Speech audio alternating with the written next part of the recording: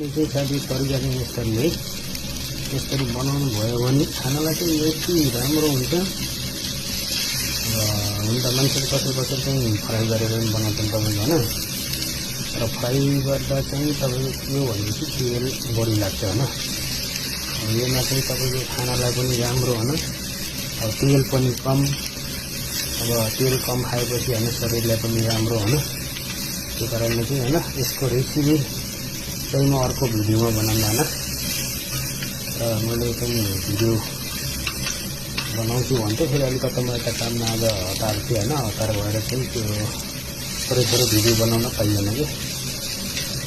अब चाहिँ तपाईँहरूलाई चाहिँ होइन यसरी करेला बनाएर खानुभयो भने एकदम राम्रो हुन्छ होइन। दालको साथ यता दाल चाहिँ यता बनाउँदैछु होइन, दाल पनि मैले चाहिँ होइन एकदम स्पाइसी बनाइदिएछु होइन।